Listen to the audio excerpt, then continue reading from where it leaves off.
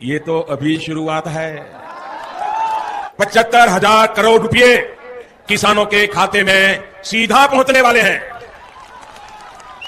देश के वो 12 करोड़ छोटे किसान जिनके पास 5 एकड़ या उससे कम भूमि है, ऐसे सभी किसानों को इस योजना का सीधा लाभ मिलेगा। अब किसानों को पीएम किसान सम्मान निधि से जुड़ी एक बड़ी खबर है। बजट में किसानों की सम्मान निधि की राशि बढ़ेगी, ये बहुत बड़ी खबर है। किसानों को लेकर मोदी सरकार का फोकस हर बजट में दिखा है। और इस किसान सम्मान निधि योजना के तहत तो जैसा कि आपने देखा कि लाइव प्रो प्रधानमंत्री नरेंद्र मोदी जी सभी सामान पे यानी कि खाद पे, बीज पे, सभी सामान पे जो है वो छूट पे छूट किए जा रहे हैं। और इसी बीच प्रधानमंत्री नरेंद्र मोदी ने एक और किस्त का पैसा जो है वो ट्रांसफर करने का ऑफिशियल घोषणा किया है, यानी कि हम बात कर रहे हैं 17वीं किस्त का। जी हाँ, आपकी जानकारी के लिए बता दें कि पीएम किसान सम्मान निधि योजना के तहत 17वीं किस्त का पैसा जो है वो प्रधानमंत्री नरेंद्र मोदी ने ऑफिशियल घोषणा कर दिया कि कब तक किसानों के बैंक खाते में किस दिन जारी होने वाली है पीएम किसान योजना की 17वीं किस्त की धनराशि। तो चलिए जानते हैं इस वीडियो के माध्यम से कि कब तक आपके बैंक खाते में पैसा आने वाला है, आएगा या फिर नहीं आएगा, इसके बारे में भी पूरी डिटेल के साथ बात करेंगे। तो एंड तक बने रहिएगा हमारे साथ। चैनल पे पहली बार विजिट कर रहे हैं तो एक लाइक, सब्सक्राइब, ज्यादा से ज्यादा शेयर, फॉलो कीजिएगा। बढ़ते हैं आगे वीडियो में। हम बात करते हैं पीएम किसान सम्मान निधि योजना के तहत लाभार्थी किसानों के बैंक खाते में 2,000 रुपए की 17वीं किस्त इसी महीने यानी कि मई महीने के लास्ट तक आने वाली है। मई महीने से लास्ट से लेकर जून के फर्स्ट तक आने वाले हैं पीएम किसान योजना का लाभ। ठीक है दोस्तों, वैसे तो आप भी जानते हैं कि हर 4 महीने के अंतराल पर पीएम किसान योजना का लाभ दिया जाता है।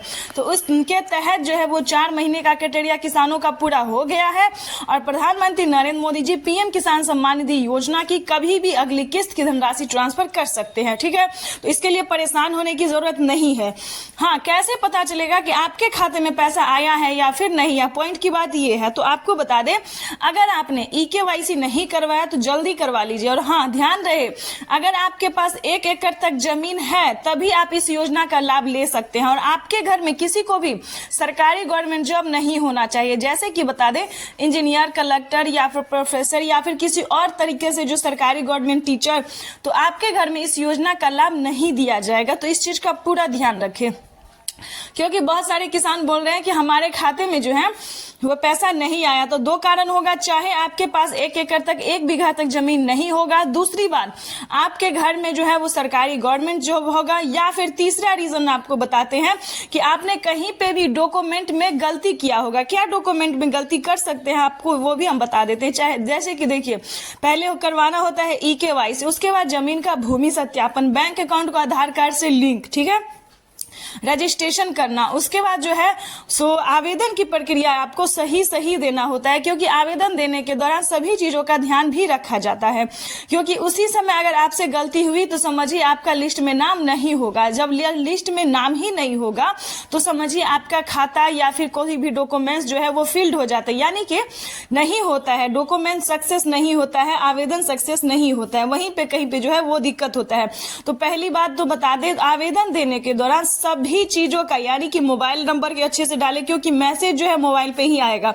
EKYC नंबर अच्छे से डालें, रजिस्ट्रेशन नाम, अपना नाम, पता, डिस्ट्रिक्ट, सब डिस्ट्रिक्ट, ये सब जो है बहुत महत्वपूर्ण माना जाता है। ठीक है, और हाँ, आपके पास कम से कम राशन कार्ड भी होना चाहिए। ये सारा डॉक्यूमेंट्स रेडी करके आवेदन जब आपका स्वीकार किया जाता है, आपके राज्य में लिस्ट जारी होती है, उस लिस्ट में जो है वो आपका नाम रहता है, तभी आपको, यानी कि पीएम किसान योजना से जुड़ने के लिए समझिए बहुत लंबा चौड़ा लिस्ट जो है वो निकल गया है।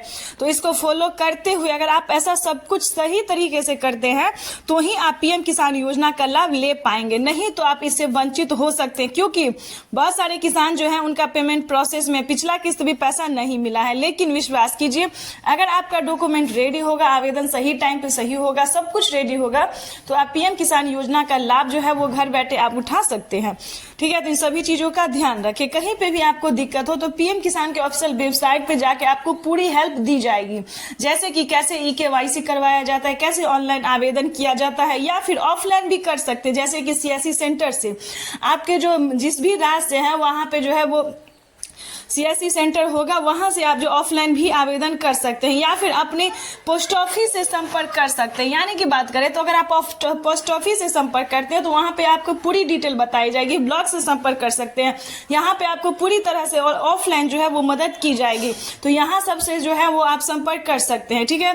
तो जल्द से जल्द अगर आप इस तरह के लाभार्थी पात्र किसान हैं तो घर ना बैठे, सही टाइम पे आवेदन की प्रक्रिया को पूरी कीजिए, क्योंकि 4 महीने का जो क्राइटेरिया है वो किसानों को पूरा हो गया है। और किसी भी महीने जो है इस महीने के लास्ट तक या 1 जून तक कभी भी किसानों के बैंक खाते में पैसा जो है वो ट्रांसफर हो जाएगा। लेकिन ध्यान रहे, यूट्यूब पे किसानों को बेवकूफ बनाया जा रहा है कि पैसा जो है वो ट्रांसफर हो गया है, ठीक है। तो आपको इस वीडियो के माध्यम से सही जानकारी मिलेगी। यहाँ पे कोई फॉल्स नहीं बात करते हैं, यहाँ पे जो है सही जानकारी, सही इंफॉर्मेशन हम आपको देते हैं। तो फेक वीडियो पे आपको बिल्कुल भी नहीं जाना है। तो इस वीडियो में हम आपको बताने वाले हैं पूरी अच्छे से जानकारी।